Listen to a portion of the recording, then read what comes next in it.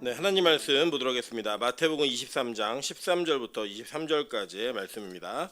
저 여러분이 한 절씩 교독하고 마지막 절은 합독하도록 하겠습니다. 교독합니다. 화 있을진저 외식하는 서기관들과 바리새인들이여, 너희는 천국 문을 사람들 앞에서 닫고 너희도 들어가지 않고 들어가려 하는 자도 들어가지 못하게 하는도다. 화 있을진저 외식하는 서기관들과 바리새인들이여, 너희는 교인 한 사람을 얻기 위하여 바다와 육지를 두루 다니다가 생기면 너희보다 배나 더 지옥 자식이 되게 하는도다. 화 있을진저 눈먼 인도자여, 너희가 말하되 누구든지 성전으로 맹세하면 아무 일 없거니와 성전의 금으로 맹세하면 지킬지라 하는도다. 어리석은 맹인들이여, 어느 것이 크냐, 그 금이냐, 그 금을 거룩하게 하는 성전이냐. 너희가 또 이르되 누구든지 제단으로 맹세하면 아무 일 없거니와 그 위에 있는 예물로 맹세하면 지킬지라 하는도다. 맹인들이여, 어느 것이 크냐, 그 예물이냐, 그 예물을 거룩하게 하는 제단이냐. 그러므로 제단으로 맹세하는 자는 제단과 그 위에 있는 모든 것으로 맹세하며, 또 성전으로 맹세하는 자는 성전과 그 안에 계신 이로 맹세하며, 또 하늘로 맹세하는 자는 하나님의 보좌와 그 위에 앉으신 이로 맹세함이니라. 화 있을진저 외식하는 서기관들과 바리새인들이여, 너희가 박하와 회양과 근체의 11조는 들이되 율법에 더 중한 바 정의와 긍휼과 믿음은 버렸도다. 그러나 이것도 행하고 저것도 버리지 말아야 할지니라. 아멘. 네, 우리 주변에 있는 분들에게 이렇게 한번 인사하도록 하겠습니다. 당신 때문에 기분 좋은 아침입니다. 네, 우리가 함께 앉아 있는 것이 서로를 기분 좋게 만드는 그런 귀하고 복된 아침 되기를 주님의 이름으로 축원합니다.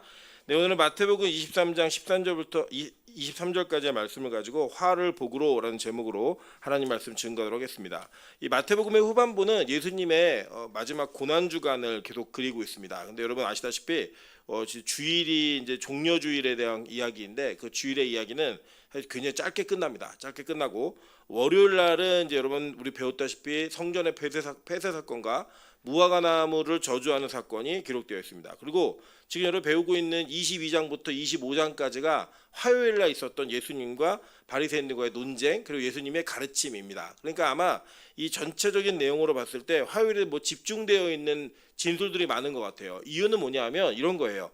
예수님께서 마지막에 십자가를 지시기 전에 정확하고 분명한 메시지를 이 땅 가운데 남기실 때에 이 이야기들이 필요했다라고 하는 것입니다. 그래서 한 가지 한 가지가 그냥 단지 예수님의 가르침 속에 있는 여러 가지 이야기들 중에 하나다라고 하는 원오브댐이 아니라, 진짜 이 이야기들은 예수님이 마지막에 정확하고 분명하게 자신을 따르는 제자들과 자신의 대척점에 있는 이 종교 지도자들에게 분명히 던지는 폭탄과 같은 말씀이었습니다. 그리고 이 말씀이 선포되어질 때 예수님의 입장은 이제는 스스로 메시아로 왔음과 그 메시아로서의 역할이 무엇인지를 이스라엘 공동체 안에, 그리고 그들의 종교 안에 부어 던지는 그런 놀라운 상황이 벌어졌기 때문에 그 십자가를 앞두고 하는 얘기로 여러분 진지하게 고민하셔야 되는 이야기들임을 꼭 기억하셔야 됩니다.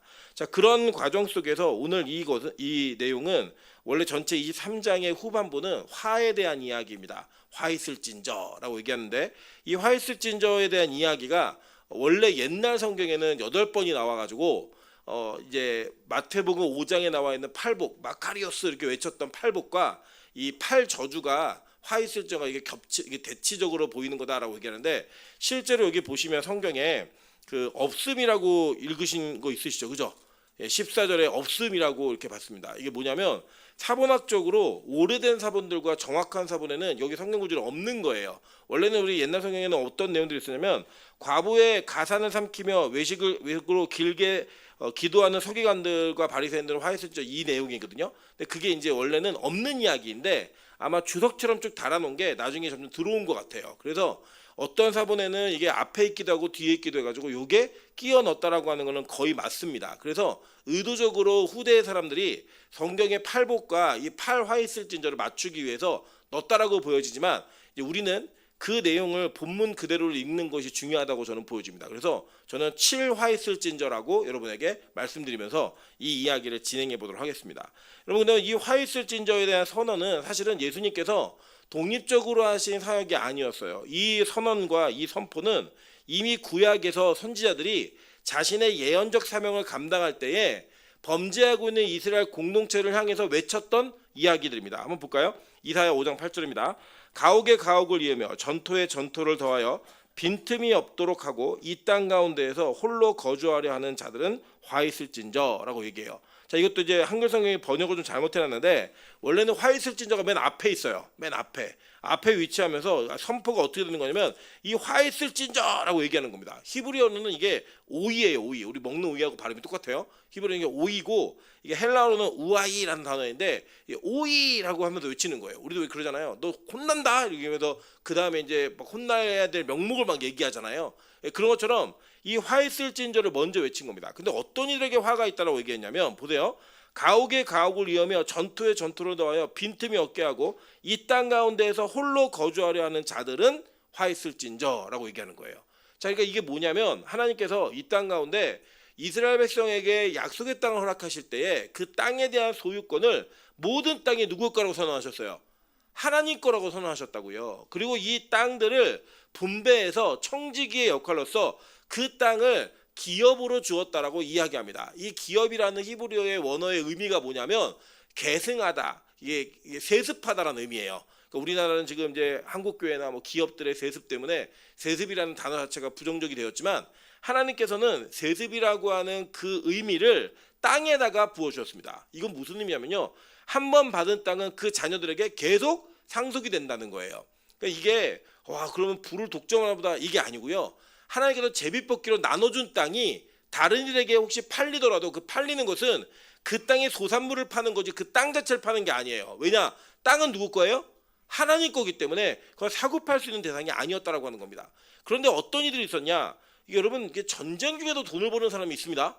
전쟁 중에도 돈을 버는 사람이 있어요. 그래서 제가 저희 아내한테 들었던 얘기 좀 충격적인 얘기는 우리나라 6.25 사변 때 음반 낸 사람들이 있어요. 놀랍지 않으십니까? 어디 가서든 돈을 벌 수 있는 이런 이 은혜가 이게 자기의 은사죠. 저는 그게 어떤 열심의 대가라고 생각하지는 않습니다. 돈을 버는 건 저는 은사라고 생각해요. 그러니까 어떤 공동체든 돈을 버는 은사가 있는 사람도 있다고요. 그 은사 있는 사람이 자신의 재산을 쭉 불려갖고 전토의 전토를 계속 사들이는 거예요. 그래서 어떻게 했냐? 빈틈이 없을 정도로 사들인 겁니다. 그리고 거기다 집을 짓고 그 집들을 잇고 이어가지고 마치 이 땅에 자기 혼자 사는 것처럼 많은 것들을 소유하는 것 그리고도 만족하지 않고 또 다른 것을 추구했던 그 모습을 성경은 뭐라고 얘기하냐? 화 있을진저라고 얘기하더라는 거예요. 여러분 이거 기독교인들이 좀 아주 의미 있게 들어야 되는 얘기라고 생각합니다. 저는 한국 교회가 교회도 이것을 회개해야 된다고 생각하는데 교회가 전도를 할 때 그 전도의 대상자가 누구였는가를 살펴보시면 한국 교회가 전도하는 그 행위 속에 거룩을 포장한 자신들의 욕구와 자신들의 소욕을 채우기 위해 얼마나 많은 노력을 했는지 여러분 아셔야 됩니다. 지금 제가 아는 어떤 교회는 실제 제 친구가 사역을 했는데 부교육자들에게 월급을 동일하게 줍니다. 근데 1년 뒤에 그 부교육자가 어떤 열매를 거두었는가, 성도가 얼마나 늘었는가에 따라서 그 연봉의 호봉이 바뀝니다. 심지어는 1년 동안 계속 돌려서 교구의 평균 출석이 꼴찌를 하잖아요. 그걸 무조건 사임이에요. 무조건 사임입니다. 그런 교회들이 실제 존재하고 있는데 놀라운 사실은 그런 교회들이 제가 얘기했던 이 두 교회가 다 대형 교회입니다. 초대형 교회, 이름만 얘기하면 아는 교회. 제가 얘기했다가 좀 매장될 수 있기 때문에 얘기하지 않고 나중에 궁금하면 따로 오시면 알려드릴게요. 진짜 있어요, 진짜. 근데 이런 교회들이 가지고 있는 특징이 뭐냐면 물불 가리지 않고 전도한다는 거예요. 이게 좋은 의미일 수도 있는데 물불을 가리지 않는 것 중에 뭘 가리지 않느냐? 기신자와 불신자를 가리지 않고 전도합니다. 뭐냐면 다른 교회 다녀도 그 의미 없으니까 우리 교회 오라는 거예요. 여러분 저는 우리 빛가서공교회는 이런 거 안 했으면 좋겠습니다. 저는 이런 원칙이 있어요. 만약에 빛가서공교회 설교가 너무 힘들고 나는 다른 교회 설교를 들어야 살겠다. 영복교회를 가야 살겠다는 가세요. 좀 말리지 않습니다. 아니 그 억지로 붙들어놔서 뭐 하겠어요. 억지로 붙들어놔서 들리지도 않는 설교를 들으면서 어떻게 영혼이 회복되겠습니까? 그런 일은 없어요. 그러니까 맞는 데 가시는 게 맞아요. 그런데 여러분 우리가 의도적으로 교회를 잘 다니고 섬기고 있으면서 은혜 받고 있는 사람을 빛가서공교회 오라고 하지는 마시라고요. 왜냐? 성경은 그리스도가 닦아놓은 터 위에 다른 것을 세우는 것들을 원치 않는다라고 바울을 통해 분명히 이야기했습니다. 여러분 그래서 우리 빛가서공교회는요 기본적인 태도가 하나님의 영적인 은혜 가운데 이 교회의 설교와 예배와 영적 분위기가 꼭 필요한 사람들, 그런 사람들을 우리 교회 와서 예배드리는 거 저는 100% 환영합니다. 그러나 여러분 의도적으로 억지로 누군가를 끌어당겨서 교회에 데려오는 일은 안 하시면 됩니다. 저는 개인적으로 오늘 또 반성해야 되는 게 저희 아버지를 막 모시고 왔어요. 그냥 저희 아버지가 나는 하늘문 교회를 지켜야 되는데 오시라고 말해서 끌고 왔는데 이런 경우는 아주 특이한 경우니까 여러분 이해하셔도 됩니다. 어쨌든 간에 중요한 거는 우리가 가지고 있는 소유가 하나님의 것임을 인정하지 않고 내 것인 것 마냥 평생에 늘려가면서 여러분 죽으면 가져가지도 못해요. 심지어는 몸이 아프면 쓰지도 못한다고요. 그런 것들을 모아가지고 자기만 혼자 이 땅 사는 것처럼 사는 자들에게 성경을 선포했어요. 뭐라고요? 화 있을진저. 뭐 이게 화가 임한다는 거예요. 한번 볼까요? 또 계속 하박국 2장 9절입니다. 재앙을 피하기 위하여 높은 데 깃들이려 하며 자기 집을 위하여 부당한 이익을 취하는 자에게 화 있을진저라고 얘기합니다. 여러분 대한민국 사회는 어떻게 돈을 벌었건 돈을 번 사람들을 존경하는 문화가 있습니다. 심지어는 초등학생들이 10억 주면 감옥 갈래? 그럼 80%가 감옥 간다고 얘기했습니다. 여러분 이 사회가 어떻게 돌아가고 있는지 아시겠죠? 그러니까 돈을 어떻게 버느냐는 중요하지 않아요. 많이 버는 게 중요하고요. 어떤 방식으로 돈을 벌고 있느냐도 별로 중요하지 않습니다. 그냥 얼마를 모으고 있느냐 이것이 그 사람을 평가하는데 너무나 중요한 기준이 되더라는 거예요. 제가 어제도 뉴스를 잠깐 보다가 보니까 어떤 뉴스가 나오냐면 해외에서 불법 도박 사이트를 운영하니까 20대 아이들이요 얼마를 가지고 있었냐면 그 잡힌 자리에 현금 250억이 있었습니다. 이게 이해되세요 이게 진짜? 그러니까 20대가 잡혔는데 그 집에서만 털어서 나온 돈이 250억이고요. 그 집 안에 전체 이렇게 뭐 살펴보다 보니까 500억이 돈이 나와요. 500억이. 여러분 우리는 진짜 50만 원이 없어갖고 절절 매는 달도 있지 않습니까? 돈이 사례가 들어왔는데 그냥 카드에서 다 가져가잖아요 그날. 그런 우리들의 모습 속에 그렇게 돈을 버는 아이들을 보면 야 정말 대단하다라는 느낌을 갖지만 여러분 그 방법이 옳았어요? 옳지 않잖아요. 많은 사람의 피눈물을 흘리고 많은 사람의 이 이익을 취해서 착취해가지고 그들에게 아픔을 주고 거둔 돈이라고요. 그런데 우리는 그걸 바라보면서 많은 사람이 댓글을 달았는데 저렇게라도 돈 한번 만져보고 싶다. 저렇게라도 우리 집에 돈 한번 쌓아놓고 싶다. 이런 댓글들이 심심찮게 보입니다.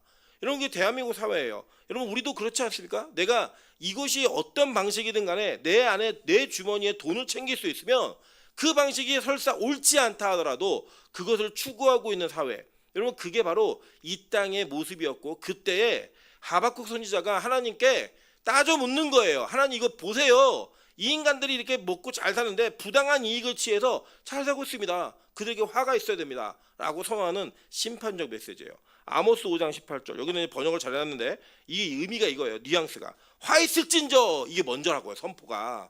우리 복 있는 자들 마카리오스 똑같죠? 복 있는 자여 라고 얘기했던 거가 똑같은 의미입니다. 보세요. 여호와의 날을 사모하는 자여 너희가 어찌하여 여호와의 날을 사모하느냐. 그날은 어둠이요 빛이 아니라 라고 얘기했습니다. 이게 뭐냐면요. 진짜 신앙이 없는데 하나님의 날을 사모하는 것처럼 경건하게 보이려고 하는 자들에게 선포하는 거예요. 야 니들 하나님의 날이 임하면 어떻게 되는 줄 알아? 그 날이 임하면 그건 심판이야. 어둠이고 너네들에게 절망인데 왜 그 날을 사모하는 것처럼 경건한 척해? 라고 하는 자들에게 화 있을진저라고 하는 선포가 있었다라는 거예요. 이거를요 예수님이 그대로 가져오시는 겁니다. 그러면서 이 가져오시면서 화 있을진저를 몇 번 선포하시냐면 7번을 선포하시는 거예요. 그럼 왜 도대체 7번인가? 계시록 8장 1절부터 2절 볼게요. 7째 인을 떼실 때에 하늘이 반시간쯤 고요하더니 내가 보매 하나님 앞에 7 천사가 서 있어 7 나팔을 받았더라. 몇 나팔을 받았어요? 7 나팔. 계시록 11장 15절입니다. 14절이 아니고. 자, 7째 천사가 나팔을 불매 하늘의 큰 음성들이 나서 이르되 세상 나라가 우리 주와 그의 그리스도의 나라가 되어 그가 세세토록 왕노릇하리로다 하니. 자 보세요. 아까 8장 1절에 7째 인이 있었죠. 그러니까 몇 번 뗀 거예요? 인을 뗀 게 7번 뗀 거죠. 그죠? 그리고 여기 보니까 7째 천사가 나팔을 불었대요. 7 나팔이죠. 그죠? 그 보세요. 마지막 계시록 16장 17절부터 18절입니다. 7째 천사가 그 대접을 공중에 쏟음에. 여러분 마지막 이 대접의 재앙이 나타나죠. 계시록에 세 가지, 그러니까 3번에 7번 그 재앙이 반복되는 걸 얘기해 줍니다. 첫 번째가 뭐였어요? 7인 떼는 거. 두 번째는 7 나팔 부는 거. 세 번째는 7 대접을 갖다 붓는 거였어요. 그러니까 7이라는 숫자는 하나님의 완성된 숫자입니다. 그러니까 뭐냐? 7번이라는 게 뭘 의미하는 거냐면 완벽한 심판과 완벽한 재앙이 이 땅 가운데 임한다는 거예요. 그러니까 이번에 우리가 배우고자 하는 7번의 화는 완벽한 심판에 대한 이야기를 하는 내용인 겁니다. 사실 오늘 시간 관계상 다 다루지 못하고 다루다가 중간에 좀 잘리게 될 텐데 우리는 다음 주까지 걸치는 7번의 화 있을 징조를 통하여서 정말로 이 땅 가운데 화 있는 자들이 누구인가, 그리고 그 화 있는 대상에 혹시 내 영혼이 속해 있지는 않은가, 우리가 그 내용들을 다시 한번 점검해야 될 필요가 있다라고 하는 겁니다. 자, 그렇게 첫 번째 화 있을 징조의 대상이 되었던 자들이 누구였느냐 한번 볼게요. 자, 13절에 이렇게 얘기합니다. 화 있을 징조, 외식하는 서기관들과 바리새인들이여, 너희는 천국문을 사람들 앞에서 닫고 너희도 들어가지 않고 들어가려 하는 자도 들어가지 못하게 하는도다 라고 얘기했어요. 자, 여기서 외식하는 자들이라고 얘기했습니다. 외식하는 서기관들과 바리새인들 얘기할 때 이 외식이라는 단어는요, 휘포크리타이라는 단어예요. 휘포크리타이가 뭐냐면 배우, 연기자입니다. 그러니까 여러분들 우리 드라마에 보면 가끔 발연기를 하는 사람들 있잖아요. 발연기가 뭐예요? 연기를 하는데 너무 어색해요. 보면은 야 저거는 가짜로 하는 거다라는 게 느껴질 정도로. 근데 반면에 이제 쟤는 정말 메소드 연기를 한다라고 얘기할 때 그 뭐예요? 정말 그 사람처럼 연기를 하는 거예요. 제가 이제 인상 깊었던 연기자 중에 하나가 누구였냐면 문소리라는 배우였습니다. 이 문소리라는 배우가 처음에 제가 봤던 영화에서 소아마비 장애를 가진 사람을 연기를 했는데요. 전 진짜 그렇게 아픈 분인 줄 알았어요. 진짜로. 근데 나중에 보니까 아니더라고요.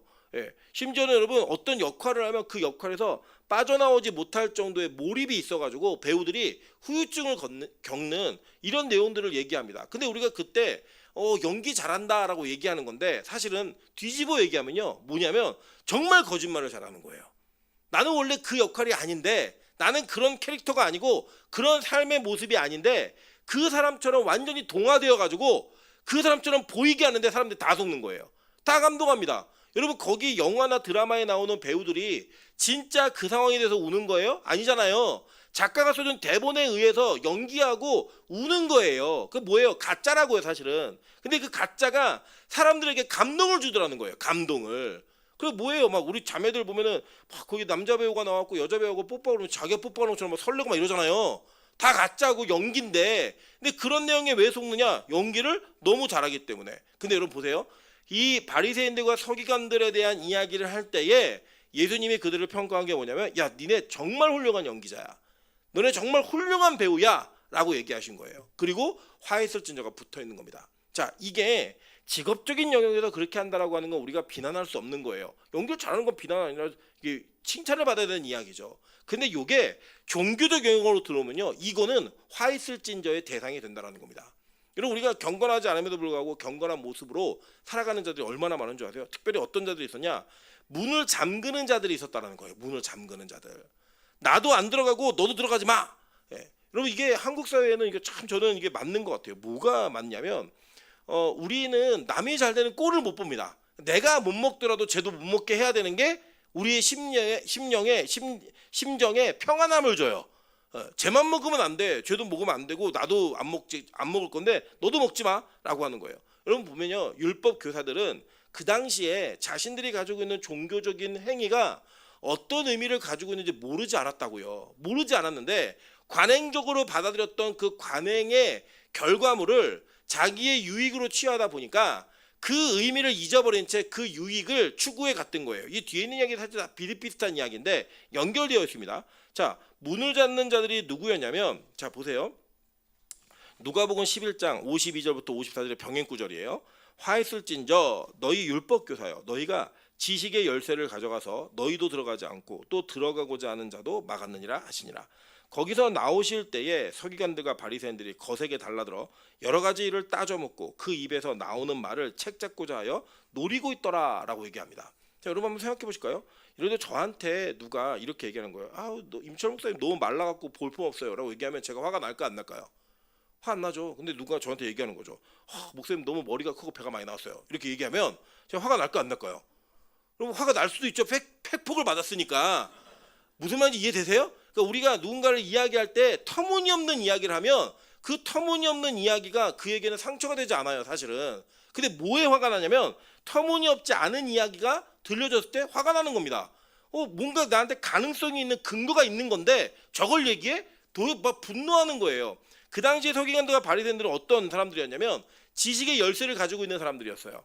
그러니까 일반적인 사람들 이상의 하나님에 대한 말씀에 대한 지식이 있었고 그 지식을 근거로 그들을 선도하고 가르칠 수 있는 권위가 있는 자들이었다고요. 근데 그들이 뭘 했느냐? 자기들이 그 지식의 열쇠를 가져가고도 자기들은 그 아는 하나님의 말씀대로 안 사는 거예요. 오늘 보세요. 이 우리가 지난 주간에 배웠던 23장의 앞부분에 보면 뭐라고 얘기했냐면 예수님이 야 그들의 가르침은 받아라. 그렇지만 그들의 행위는 본받지 말아라고 얘기했어요. 이유가 뭐예요? 가르치는 내용이 틀리지 않았다는 거예요. 근데 틀리지 않은 그 내용을 그들은 가르치기만 했지 자신들은 꿈쩍하지 않고 손가락 하나 움직이지 않더라는 거예요. 그러니까 그들의 행위는 본받지 말아라고 얘기했어요. 그러니까 얘네는 싫은 거예요. 내가 하나님을 아는 거는 아는데 아는 걸 통해서 그 사람에게 뭔가 그 아는 것대로 살아가며 보여주는 건 원치 않는 거예요. 그러니까 남에게도 야 너 안 해도 돼. 그거 안 해도 괜찮아. 라고 말하면서 자신들이 가지고 있는 지식의 열쇠가 사용되지 못하도록 그들은 만든 겁니다. 여러분 보세요. 우리가 율법이라는 걸 제대로 배워보니까 율법이 이 시대에 필요해요? 필요하지 않아요? 필요하죠. 근데 율법은 뭐 때문에 필요한 거예요? 우리가 정말 쓰레기 같은 죄인이라는 걸 증명하기 위해 필요한 거지 율법 자체를 지키려고 필요한 게 아니라고요. 그런데 우리는 어떻게 했어요? 그걸 지키는 사람이 훌륭한 사람이라는 그 인식하에 그걸 지키는 것처럼 가르쳤다고요. 근데 그 율법을 지키라고 가르쳤던 사람들이 율법을 다 지켰어요? 못 지켰잖아요. 그런데 그거를 지키라고 말하는 것 그거를 훌륭한 사람이라고 여긴 거예요. 지키라고 말하고 있으면 훌륭하다라는 생각을 갖게 분위기를 만들어 놓은 겁니다. 그러니까 누가 배우는 거예요? 그 뒤에 그에게 배운 사람들이 다 그렇게 가는 거예요. 여러분 보세요. 우리가 좋은 말을 하고 좋은 생각을 하는 사람이 좋은 사람 아닙니다. 도둑도 자기 자식에게 도둑질하고 가르치지 않아요. 도둑질하지 말라 그러죠. 근데 여러분 도둑질을 안 하는 사람이 좋은 사람이에요. 맞죠? 그런데 우리는 도둑질을 하지 말라고 가르치는 거에 머물러서 그 도둑질을 하지 말라고 가르치는 것과 자신들의 삶은 동떨어져 있는데 그것을 경건이라고 하는 그 연기로 다 이것을 커버했다라는 거예요. 내가 얼마나 연기 잘하는 사람인 줄 알아? 내가 얼마나 신실한 사람인 줄 알아? 그걸 연기하는 거예요. 연기. 여러분 그 내용들이 누구의 삶이었냐? 바리새인들과 서기관들의 삶이었고 율법 교사들의 삶이었다는 거예요. 그래서 그들이 받은 예수님으로부터의 선포가 뭐였냐? 야 니네 구약 시대에 자기 재산 늘리려고 노력했던 사람들, 부당한 이익 취하려고 했던 사람들, 신앙이 가벼웠지만 가짜였던 사람들이 화 있을진저라고 얘기했던 그 화를 니들이 받아야 돼. 그 얘기를 하신 거라고요.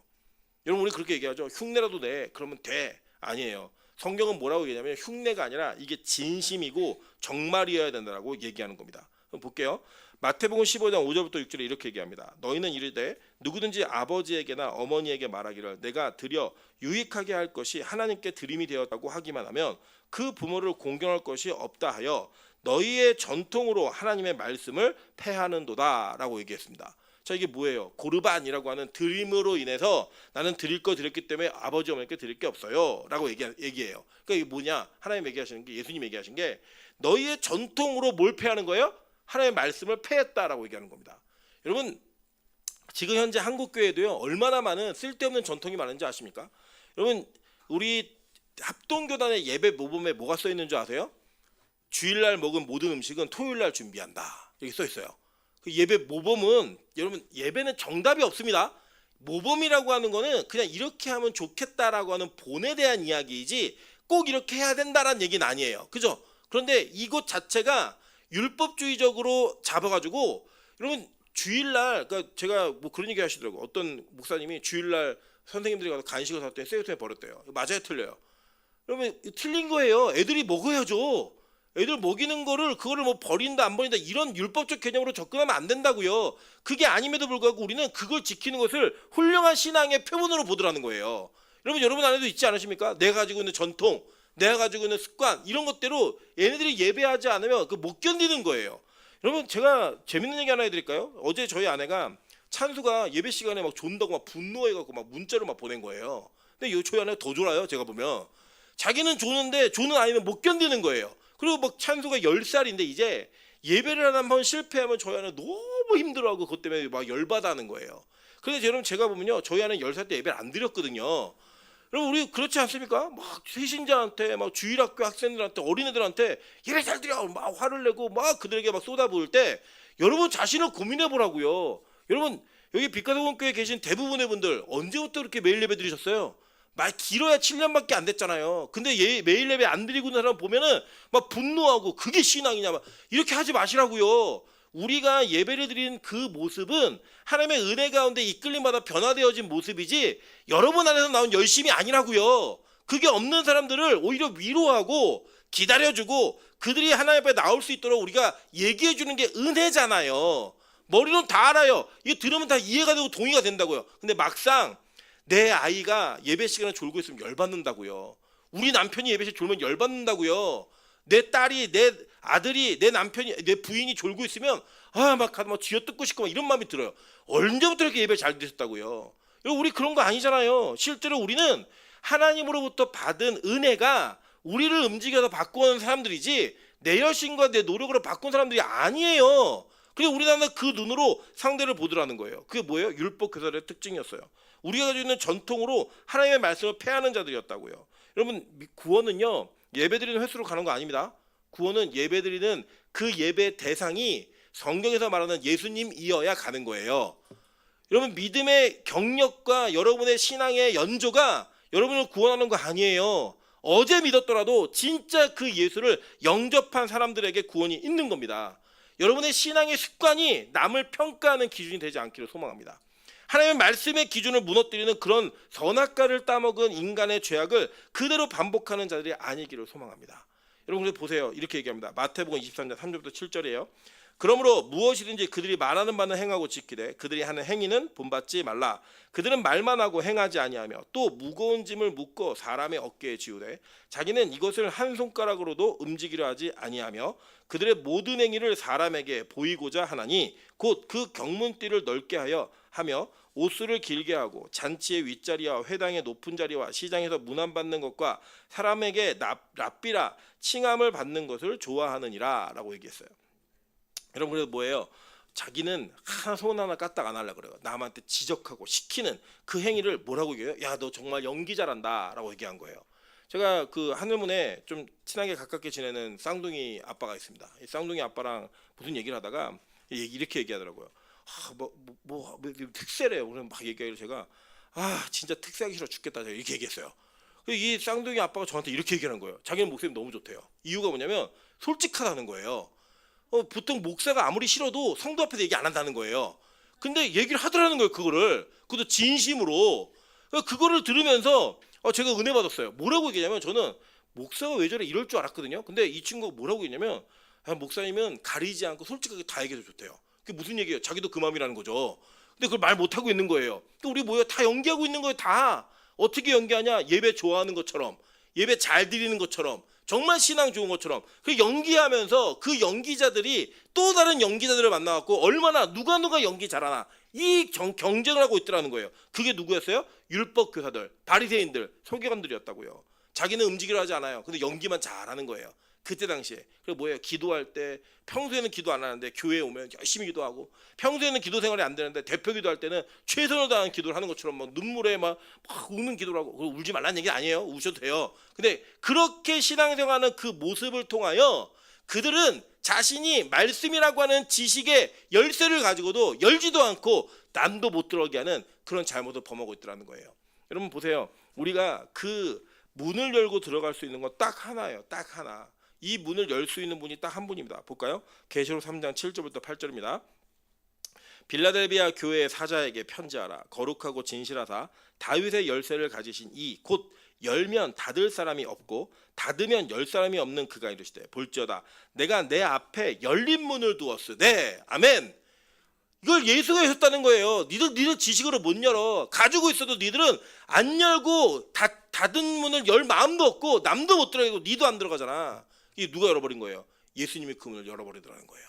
그 열린 문을 두었을 때 능히 닫을 사람이 없으리라. 내가 내 행위를 아노니 내가 작은 능력을 가지고서도 내 말을 지키며 내 이름을 배반하지 아니하였도다 라고 얘기합니다. 자 이게 뭐예요? 은혜라고요. 은혜. 작은 능력인데 열심으로 그 능력을 가지고 하나님의 말씀을 지키려 노력하는 게 여러분 어떻게 인간의 노력으로 되겠습니까? 하나님이 그 문을 열어주셨고 빌라델비아 교회에게 주신 특별한 은혜가 있었기 때문에 이 일이 가능했다는 거예요. 여러분 오늘도 우리 24명의 선교대원이 이제 출발을 합니다. 출발하는데 저는 이게 정말 가능한가라는 생각이 들어요. 지금 하나님께서 우리 빛가서공교회 재정뿐이 아닌 다른 곳을 통한 많은 재정들을 부어주셔가지고요 차고 넘치는 재정이 있습니다. 예. 저는 이게 제가 손에 들고 손에는 아니죠 가방에 넣고 있는데 넣고 있음에도 불구하고 믿어지지가 않아요. 이게 정말 가능한 일인가? 뭘 그게 뭐 다른 교회에 비하면 막 큰 돈 아니에요. 그런데 우리 교회에서 이게 가능한 일인가? 여러분 그 불신자들이 이 선교에 간다는 게 여러분 웃기지 않으십니까? 걔네들 가서 공연하는 데가 다 불신자들 놓고 말씀 전하는 곳이고 교회예요. 여러분 이게 정말 재밌잖아요. 예. 우리 장로님 두 분이 가시는데 저는 좀 이게 사업도 하시고 힘 있고 이런 장로님들 가셨으면 좋겠어요. 근데 한 분은 80에 은퇴하셔가지고 저희 아버지가 가시는데 저희 아버지도 비행기 표값도 부담스러워하시는 분이에요. 가시고 우리 장로님 물론 영적으로 탁월하시지만 몸도 아프시고 아직 관절 회복이 안 되신 장로님 두 분 가시는 거예요. 이런 연약한 자들이 선교를 갑니다. 여러분 이게 믿어지세요? 이게 선교 맞아요 진짜? 그런데 하나님이 저는 이 선교팀을 통해서 일하실 것 같은 거예요. 하나님이 이렇게 놀라운 역사와 은혜를 하나님 벌리실 것 같은 기대감이 막 있는 거예요.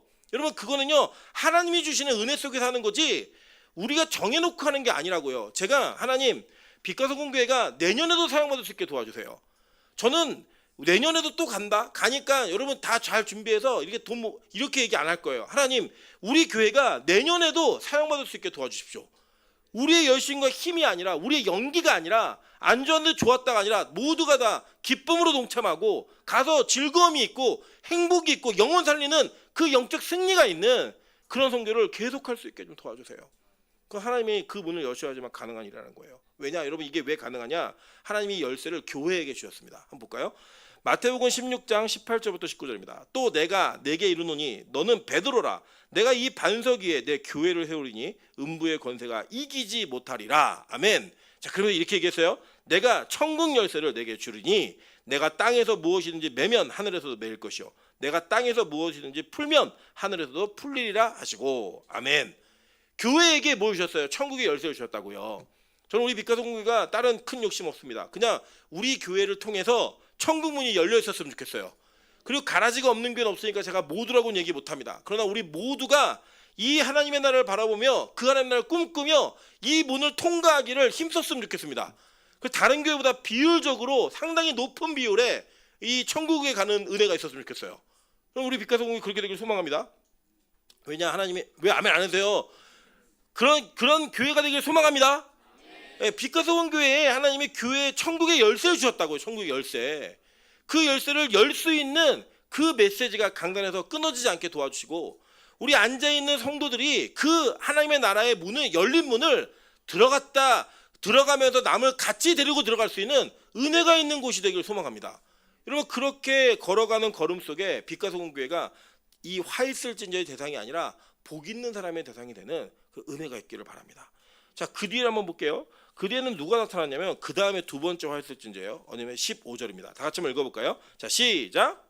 화 있을진저 외식하는 서기관들과 바리새인들이여 너희는 교인 한 사람을 얻기 위하여 바다와 육지를 두루 다니다가 생기면 너희보다 배나 더 지옥 자식이 되게 하는도다. 자 여기 보니까요 개종자 그러니까 변화된 사람을 지옥의 자식으로 만드는 사람들이 있더라는 거예요. 그런데 여러분 그 만듦이 뭐로부터의 만듦이냐면 이런 겁니다. 제가 이제 보면은 이제 그 소위 말하는 태움이라 그러죠. 간호사들의 태움 문화. 이게 왜 생겼을까? 이 어린이집에 교사들의 그 태움 문화가 또 있거든요. 나름대로의 또 있어요. 보니까 이제 여자들이 많네요. 군대는 또 뭐가 있냐? 때리는 문화가 옛날에 있었어요. 막 기합 주고 의학 주고 막 이런 문화가 있었어요. 그런 또 이제 아주 대표적인 우리나라의 문화 중에 하나가 뭐냐면 시집살이를 많이 하신 이 며느리들이 나중에 시어머니가 되면 또 시집을 시켜요.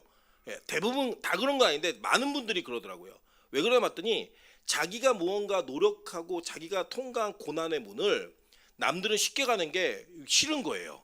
저도 뭐가 있냐면 이게 있어요. 제가 이제 총신대학교 대학원 100회 졸업인데 100회 때 경쟁률이 4.5대 1이었습니다. 예, 입학할 때. 뭐냐면 100명 뽑는데 450명 온 거예요. 그런데 이게 4.5대 1이었어요. 저희 확률이. 근데 우리 그 이승재 강사님이 들어갈 때 1.2대 1이었나 그래요. 아마 제 기억에는. 그러니까 100명 뽑는데 120명 지원한 거예요. 바보 20명만 떨어지고 나머지 다 붙은 거예요. 저는 근데 똑같은 학교를 나왔다는 게 인정이 안 되는 거예요. 야, 120명 중에 100명 들어간 사람하고 450명 와서 100명 들어간 사람하고 어떻게 같은 취급을 받지?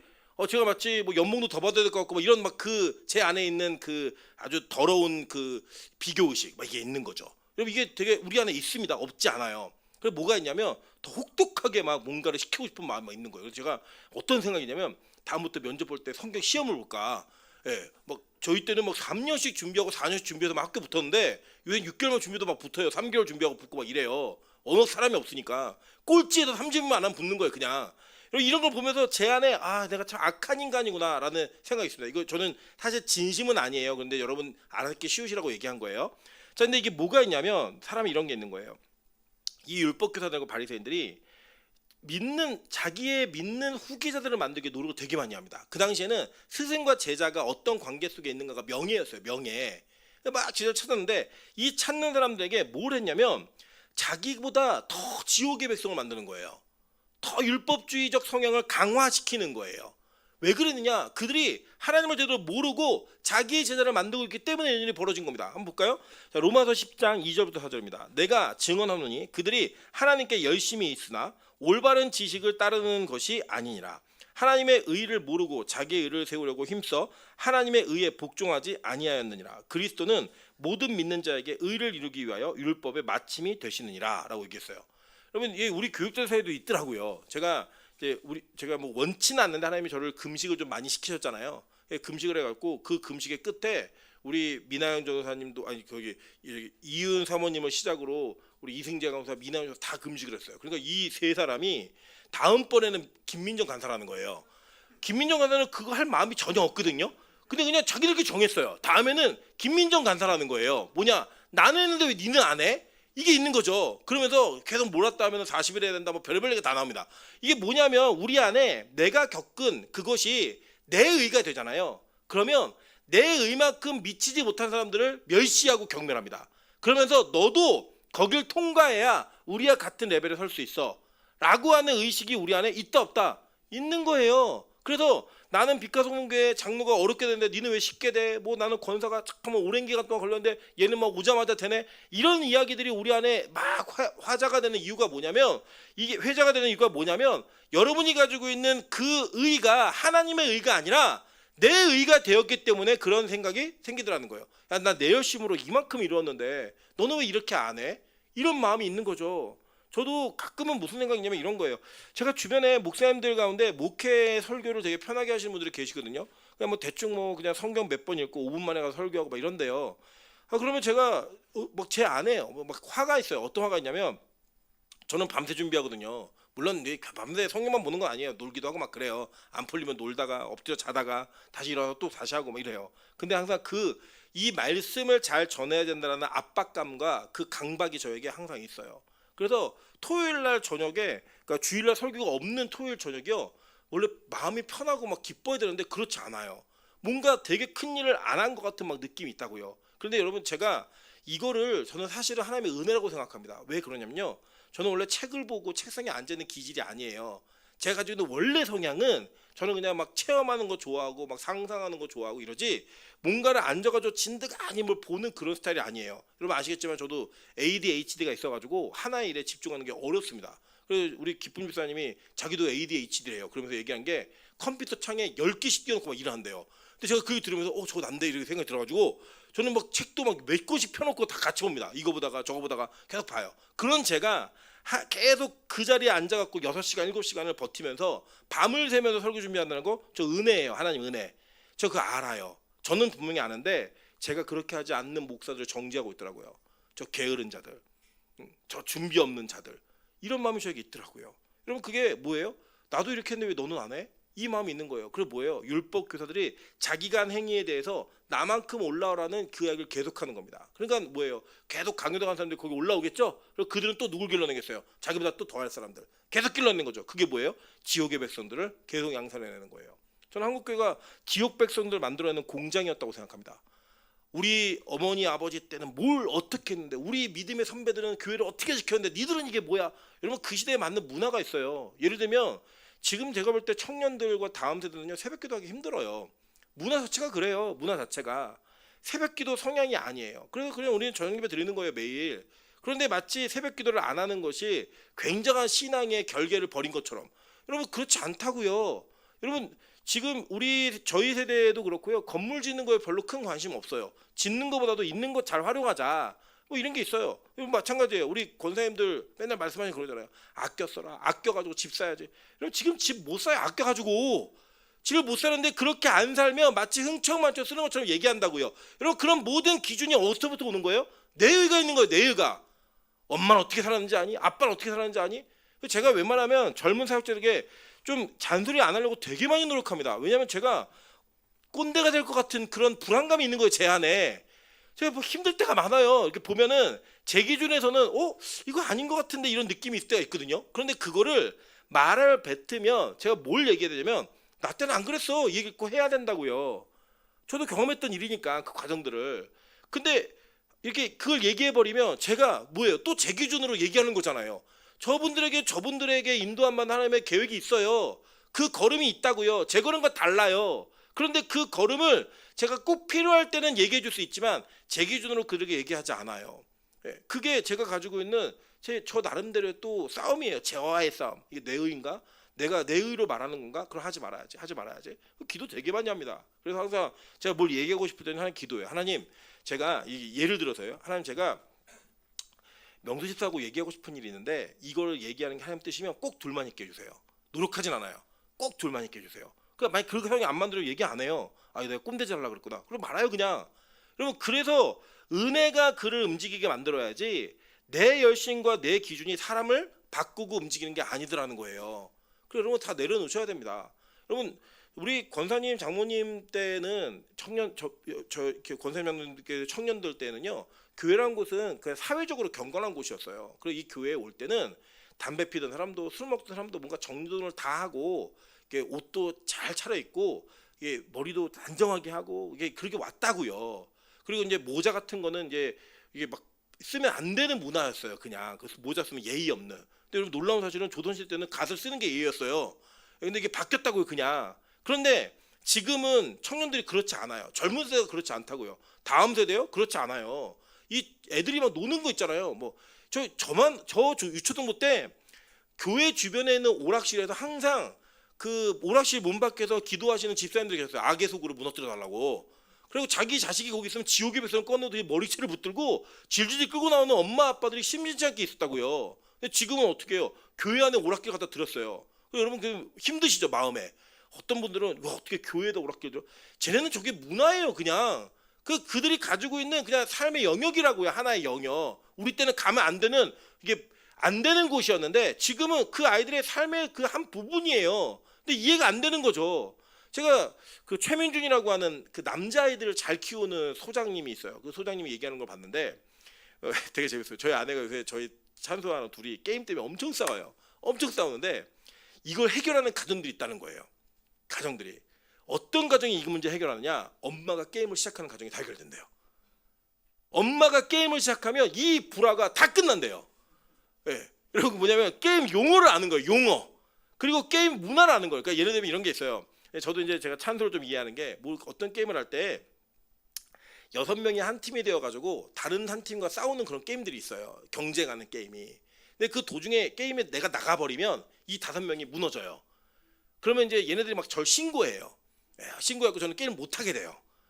영구 제명, 뭐 이렇게 한 달 정지, 막 이거 막 그런 이 페널티를 먹어요. 그러니까 이거를 중간에 막 하고 있는데 엄마가 게임 꺼라. 그럼 엄마는 뭐냐면 바로 껐으면 좋겠는 거예요. 그냥 그 말한 순간 바로 즉각. 그 얘는 뭐라고 얘기하면 이 판만 하고 근데 그 판이 10분이에요. 엄마가 그걸 못 견디는 거예요. 그 시간을. 왜 내가 말한 대로 안 해? 왜 내가 정해준 대로 안 해? 근데 이 문화를 이해하면 그게 달라질 수 있다고요. 여러분 요새 젊은 아이들이 모자 쓰고 오면요 딱 하나예요. 머리 안 감은 거예요. 그냥. 그 머리 안 감았는데 그걸 모자를 벗겨요? 그럼 뭐예요? 치부를 드러내는 거죠. 그냥 모자 쓰고 예배를 드려도 이해하세요. 아유 안 씻었네 이해하시라고 그냥. 그러면 아무 문제가 안 생겨요. 근데 내 기준으로 바라보면 그게 문제가 된다고요. 요새 아이들은 자기들 개성이 뚜렷한 아이들이에요. 옷을 입는 게 우리가 이해를 못해요. 여러분 찬이가 자기의 레깅스를 찢습니다. 가위로다가 예쁘대요 그게. 제가 볼 때는 옷을 버린 거예요. 근데 걔는 예쁘대요 이게. 걔네 문화예요. 어떡하겠어요 그거를. 죽어도 구두를 신겠다는데 그걸 이해해주지 못하면 문제가 발생해요. 여러분 제가 어떤 예를 들었는데 교회 안에서 이런 문화가 있다 없다? 있다고요. 여러분 그래서 그거를 못 버리면 우리는 지옥의 백성을 계속 양산하는 교회가 될 거예요. 그래서 바꾸셔야 돼요. 뭘 바꿔야? 생각도 바꾸고 시각도 바꾸셔야 돼요. 아, 내가 내 기준으로 상대를 보면 안 되겠구나. 내가 내 마음대로 누군가를 평가하면 안 되겠구나. 여러분 보세요. 이들이 이게 문화가 되면요 얼마나 큰 힘이 있는지 한번 볼게요. 갈라디아서 2장 11절부터 16절입니다. 게바가 안디옥에 이르렀을 때 책망받을 일이 있기로 내가 그를 대면하여 책망하노라. 야고보에게서 온 어떤 이들이 이르기 전에 게바가 이방인과 함께 먹다가 그들이 오매 그가 할례자들을 두려워하여 떠나 물러가매 남은 유대인들도 그와 같이 외식함으로 바나바도 그들의 외식에 유혹되었느니라. 그러므로 나는 그들이 복음의 진리를 따라 바르게 행하지 아니함을 보고 그들 모든 자 앞에서 게바에게 이르되 내가 유대인으로서 이방인을 따르고 유대인답게 살지 아니하면서 어찌하여 억지로 이방인을 유대인답게 살려 하려느냐 하였노라. 우리는 본래 유대인이요 이방 죄인이 아니로되 사람이 의롭게 되는 것은 율법의 행위로 말미암음이 아니요 오직 예수 그리스도를 믿음으로 말미암는 줄을 알므로 우리도 그리스도 예수를 믿나니 이는 우리가 율법의 행위로서가 아니고 그리스도를 믿음으로 의롭다함을 얻으려 함이라. 율법의 행위로서는 의롭다함을 얻을 육체가 없느니라 라고 얘기했습니다. 그리고 이 본문의 내용을 잘 분석해 보면 되게 심각해요. 예루살렘 교회는요 교회 모든 교회 어머니와 같은 교회였어요. 모태가 되는 교회였다고요. 5천 명이나 성도가 되는. 지금도 5천 명이면 큰 교회인데 그 당시 5천 명이면 얼마나 되겠습니까? 인구 대비로 따지면 어마어마한 교회죠. 그 교회 지도자가 누구였느냐? 예수님의 동생 야고보였습니다. 근데 이 야고보가 이제 안디옥에 부흥이 있다는 얘기 듣고 누굴 보낸 것 같아요. 사람들을 뭐 축하하러 보내는지 상의하러 보내는지 누굴 보냈어요. 이게 왔는데 이 사람들이 누구였냐면 그러면 보낼 때 어떤 사람을 보냈겠어요? 그래서 그 교회 안에 신뢰받고 인정받는 공동체 안에 어떤 지도력이 있는 사람이 오지 않았겠습니까? 근데 그들이 왔는데 그들을 바울이 뭐라고 부르냐면 할례자들을 이렇게 표현했어요. 예. 그게 뭐냐면 얘네가 왔는데 베드로가 이방인들과 같이 밥을 먹고 있었던 거예요. 여러분 지금도 유대인들은요 이방인과 함께 겸상하지 않습니다. 지금도 전통적 유대인들은 그 랍비 계열에서 군대도 안 가는 애들이 있어요. 얘네들은요 이방인과 함께 한 식탁을 쓰지 않아요. 식당도 자기들만 가는 식당이 따로 있습니다. 그렇게 사는 사람들인데 이방인과 밥을 먹은 거예요. 이 베드로가. 그러니까 야 근데 지금 예루살렘에서 손님들이 왔는데 누구누구도 왔대. 그러니까 큰일 났네. 이거 괜히 문제되겠는데. 그리고 개바가 일어난 거예요. 그 자리를 피하니까 바나바는 여러분 누구냐면요. 이 바나바는요. 이방인의 사도였던 바울과 동역하면서 이방 선교를 했던 사람이에요. 근데 이 바나바가 그 외식에 유혹돼 가지고 같이 따라 나갔어요. 그랬더니요. 바울이 이걸 보고요. 바울이 얼마나 대단한 사람이냐면 이 바나바가 자기를 기독교에 소개해 준 사람 아니에요. 교회로 이끌어온 사람. 피해 다 도망 다닐 때. 근데 이 바울이 바나바의 면전에 대고 뭐라고 합니다. 야, 니네 일로 와봐. 니들도 유대인처럼 살지 않으면서 왜 이방인을 유대인처럼 살려고 해? 니네 율법으로 의롭게 된 거 아니잖아. 예수로 의롭게 된 거잖아. 근데 왜 이걸 가지고 저들을 평가해? 라고 얘기하면서 그 앞에서 면박해버렸어요. 대면하여 책망해버렸습니다. 저는 이게 너무나 전 진리를 수호하는 자로서의 또 필연적 사명이었다고 생각해요. 여러분 보세요. 지금 위치로 보나 역할로 보나 바울이 바나바나 게바한테 하면 안 돼요. 이렇게. 그거는 우리가 알고 있는 윤리 전통이에요. 그런데 이들도 윤리 전통으로 이방인들을 윤리 전통으로 대했어요. 근데 이들은 이미 복음을 경험한 사람들이라고요. 근데 그 복음이 전통 앞에서 무너지더라는 거예요. 여러분 이게 쉽지 않습니다. 우리 빛과소금 교회도 복음을 경험하고 은혜를 경험했다가도 그 은혜가 누군가에게 비난받을 만한 모습으로 보여질 것 같으면 움츠러든다고요. 움츠러들어요. 어쩔 수 없이. 여러분 그 움츠러듦이 우리 교회가 가지고 있는 전통의 문제였다고 하면 그걸 깨부술 수 있는 능력과 힘이 있어야 돼요. 여러분 우리 개혁주의라고 얘기하는데 보수개혁이래. 이게 좀 말이 되는지 모르겠어요. 보수인데 개혁? 저는 빛과소금 교회는 개혁주의에 더 무게중심을 실을 거예요. 잘못된 거 안 해야 돼요. 여러분 우리 교회가 성찬식 안 합니다. 그죠? 공식적인 성찬식 잘 안 해요. 평생 안 할 거 아닌데 잘 안 해요. 근데 여러분 이게 힘드시죠? 왜 안 하시지? 여러분 걱정하지 마세요. 저희 교회는 매일 성찬식 하고 있어요. 매주마다. 뭐냐? 매일은 저녁마다 밥을 하잖아요. 교회가. 교회 공동체 가서 같이 밥을 먹은 거 그게 성찬이었다고요. 원래. 예. 그리고 주일날 우리 김밥 먹으면서 성찬식 하는 거예요. 그냥 그게 무슨 성찬하냐고요? 우리 김밥 먹으면서 우리는 예수로 먹고 사는 존재이지 밥 먹고 사는 존재가 아니에요. 이걸 증명하는 예배를 드리는 거. 그런 목적으로 먹고 있는 거예요. 그게 뭐예요? 그게 성찬이라고요. 초대교회 원래 그렇게 성찬했어요. 근데 지금은 흰 장갑 끼고 가운 입고 막 돌리듯이 이거 해야지 성찬식 했다 했는데 이거는요 사람들이 만들어낸 의식이라고요. 진짜가 아니에요. 고난주간 잘못됐어요. 하시면 안 돼. 신학적으로 옳지 않아요. 여러분 예수 그리스도의 고난의 의미가 뭐냐면요. 우리의 죄짐을 다 대신 지신 거예요. 그리고 끝내버리셨어요. 한 방에. 근데 여러분이 왜 또 그 고난주간에 왜 여러분이 그 죄짐을 지고 예수님의 고난에 동참해요? 여러분 뭔데요? 너 뭐 돼? 요새 유명한 대사 있잖아요. 뭐 되세요? 예수님이에요 여러분이? 아니잖아요. 근데 왜 그 고난에 막 괜히 금식하고 씻지도 않고 막 그런 우울한 모습으로 다녀요. 까만 옷만 입고. 왜 까만 옷 입고 왔어? 예.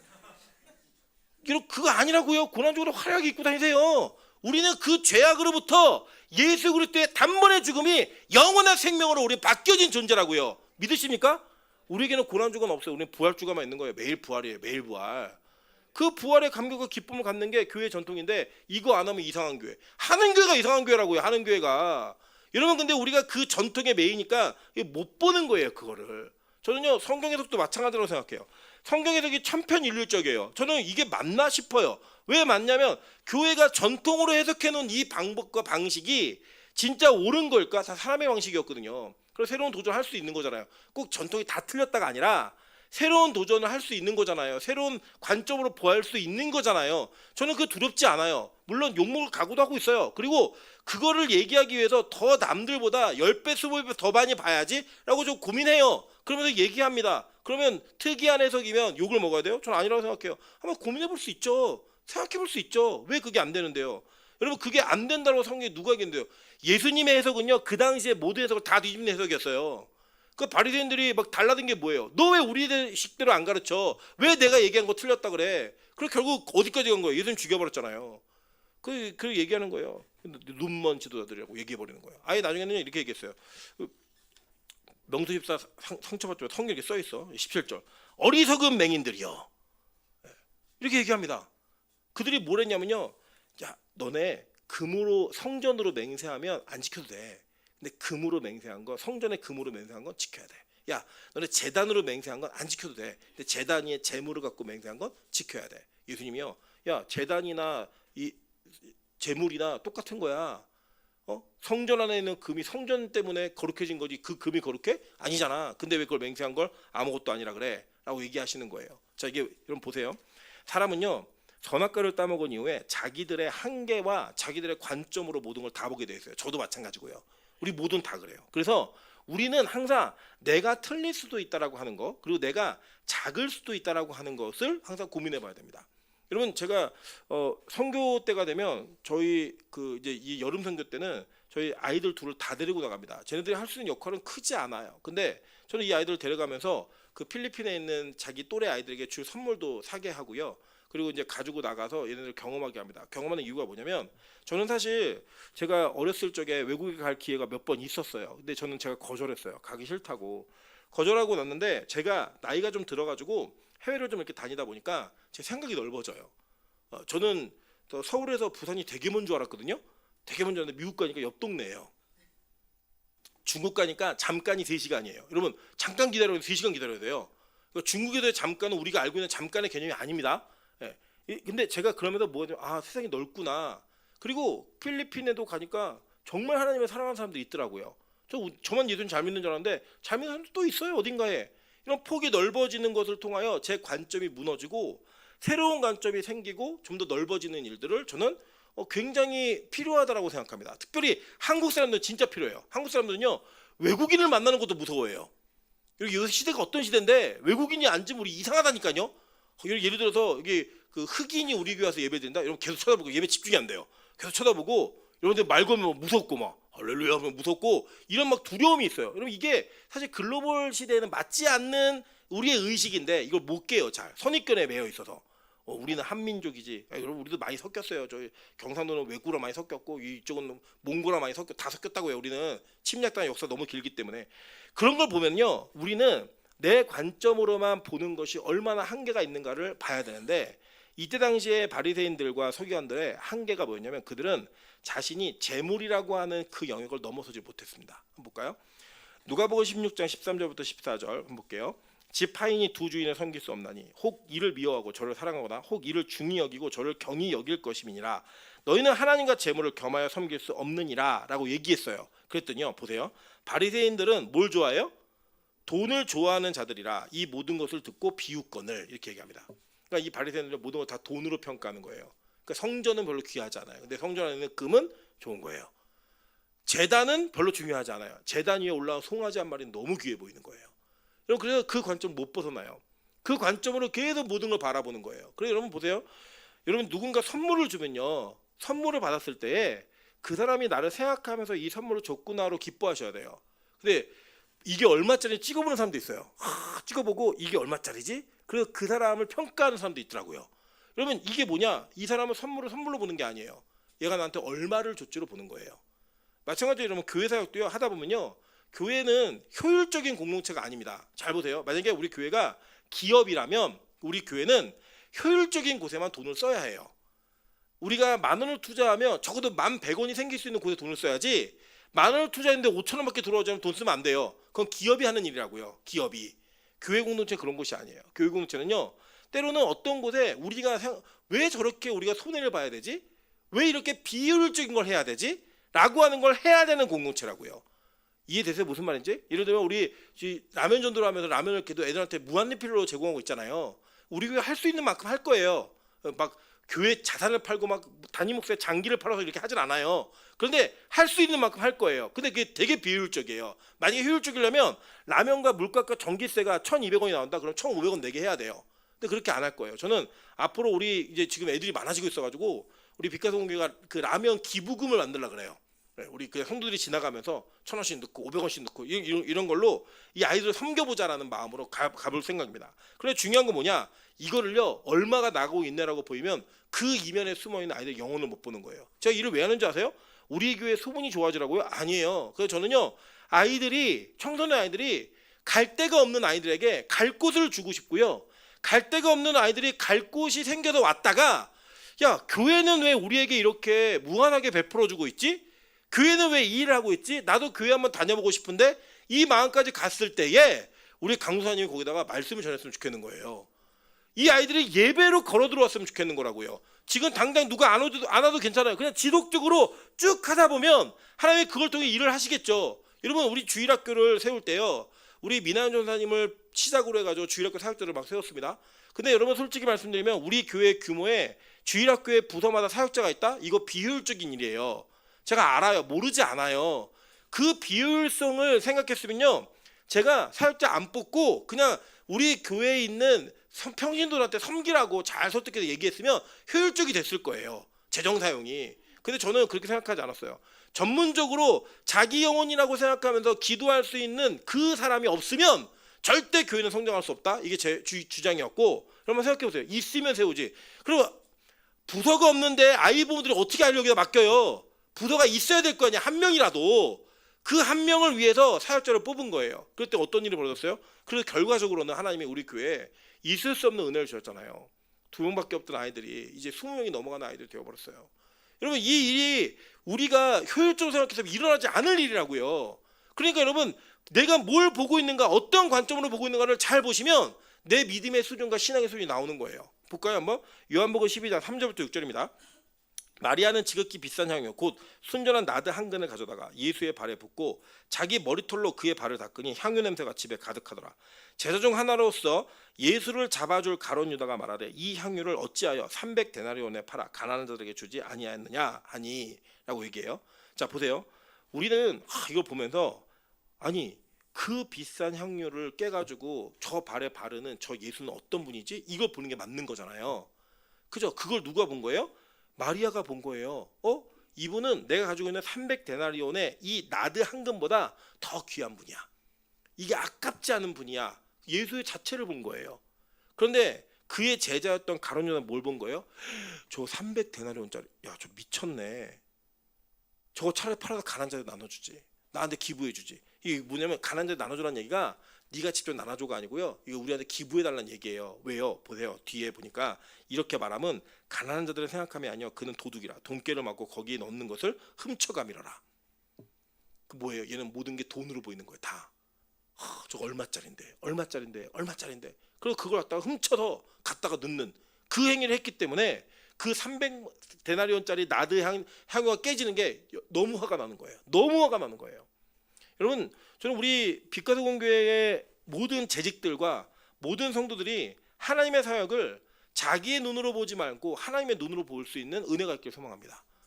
예, 제가 제일 실망될 때가 언제냐면요, 우리 사역자들하고 대화할 때 사역자들의 그릇이 너무 작고 시야가 너무 좁으면 너무 화가 나요.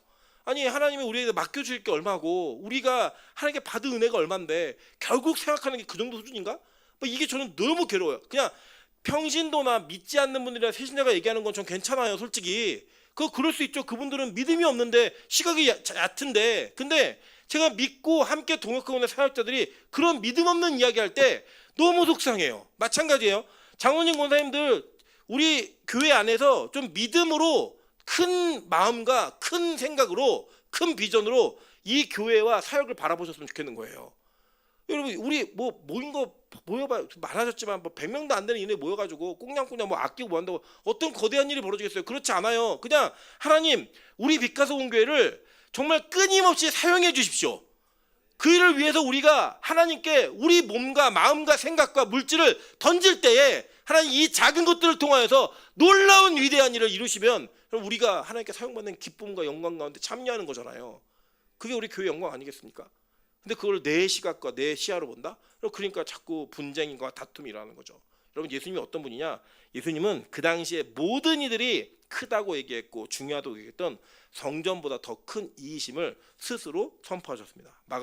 마태복음 12장 6절이에요. 내가 너에게 이르노니 성전보다 더 큰 이가 여기 있느니라. 여러분 보세요. 그래서 예수님은요, 보세요. 우리가 이 대상에 지금 화 있는 대상에 여러분 조금이라도 다 섞여 있으시죠? 저를 포함해서 우리 모두가 다 그렇잖아요. 우리 화를 받아야 되는 인간들이에요. 근데 예수님이 이 화를 선포하시면서 그 화로부터 벗어나야겠다고 생각하는 자들을 위해 이제 며칠 뒤에 십자가를 지시는 거예요. 이게 이 말씀의 포인트라고요. 복 있는 자들에 대한 선포를 하시고 너네 마지막에 너희들의 죄가 뭔지 아니? 이 화 있을진저의 대상들이야 다. 거기서부터 벗어나. 내가 이제 십자가를 지고 그 십자가에서 흘린 피로 너희들 다 구원할 거야. 그게 마지막 예수님의 선포이고 전도였다고요. 우리가 가끔씩 아이들한테 화를 낼 때가 있습니다. 교육하면서 야, 너 그렇게 하지 마! 라고 얘기할 때는 하지 말라고 하는 것을 통하여 그 행위를 멈추는 게 목적이세요? 아니면 그 아이를 바꾸는 게 목적이세요? 여러분, 그 행위를 멈추게 하는 게 목적이세요? 아니면 이 아이가 변화되어서 성장하기를 원하는 게 목적이세요? 후자 아니에요? 예를 들면 손 빨지 마라고 얘기하는 그 이야기가 단지 손 빠는 행위만을 멈추기 위한 모습이세요? 아니면 이 아이가 이제는 더 커서 이 손 빠는 것으로부터 벗어난 유아기를 벗어난 아이로 성장하기 위한 게 목적이세요? 후자가 목적 아니세요? 그죠? 예수님의 선포가 그거였다고요. 이걸 외치면서 야, 니들 화 받을 사람들인데 내가 이 화를 대신 받아줄 테니 니네 복으로 걸어나와. 마카리오스가 돼. 내가 너희를 위해서 이 화를 받을 테니까, 너희를 위해서 이 모든 것들을 받아낼 테니까 너희 복 받을 자가 되라. 그거를 얘기하고 있는 거예요. 오늘 한 가지를 더 못 다뤘는데 우리 다음 주에 하면 되죠. 뭐 다음 주에 하면 되니까. 여러분, 이 내용들은 그렇게 점철되어 있는 내용들인 겁니다. 일곱화가 완벽한 심판받을 대상들의 이야기하는 거예요. 거기 우리 다 걸려 있어요. 다 걸려 있는데 그 걸려 있는 상황 속에서 예수 그리스도가 그 화를 받아내므로 우리가 그 화로부터 벗어나 복의 사람이 될 수 있다면 여러분 오늘 그 길을 선택하십시오. 오늘 주님이 말씀을 통해 여러분에게 초청하고 계십니다. 그 은혜가 있으면 우리가 모두가 화를 복으로 바꿔내는 주인공이 될 수 있다고 좀 믿습니다. 저는 우리 빛과 소금 교회가 그렇게 바뀌어지는 교회가 되기를 주님의 이름으로 축원합니다. 같이 한번 찬양으로 기도하겠습니다. 우리 여호와께 돌아가자라는 찬양이 있는데요. 이 찬양의 가사가 이런 찬양이에요. 우리 후렴만 할 건데 여호와께 돌아가자. 우린 돌아서도 그는 변치 않네. 여호와께 돌아가자. 우린 넘어져도 그 사랑 영원하네. 여러분 이게 하나님의 사랑이었다고요. 돌아가도 변해야 돼요. 내 길로 가지 마시고요. 여호와의 길로 돌아가세요. 그래서 그 돌아간 길에서 여호와를 붙들고 그 사랑 안에 거해야 하지만 우리는 화를 복으로 바꿀 수 있습니다. 우리 화 받을 자에 속한 분들 아니세요? 우리 선포하고 있는 목사도 여기 앉아있는 장로님 권사님들도 우리 성도들도 다 내 시각으로 상대를 바라보며 비판하고 내 수준에서 평가했던 그런 모습들이 우리 다 있었잖아요. 내 기준에 안 맞으면 내 의가 다른 사람의 의가 나를 못 쫓아오면 내 의만큼은 와야 된다고 얘기했던 그 고백과 생각들을 우리 너무나 많이 하며 살았잖아요. 이 시간에 하나님 여호와께 돌아가고 싶습니다. 우리가 은혜자로 돌아가서 그 사랑 안에 거할 수 있는 그 빛과 소금의 믿음의 용장들이 될 수 있게 도와주시고 변화받은 구원받은 이 바리새인들과 서기관들이 될 수 있게 도와달라고 우리 기도하는 마음으로 찬양하며 나아가도록 하겠습니다. 여호와께 돌아가자. 여호와께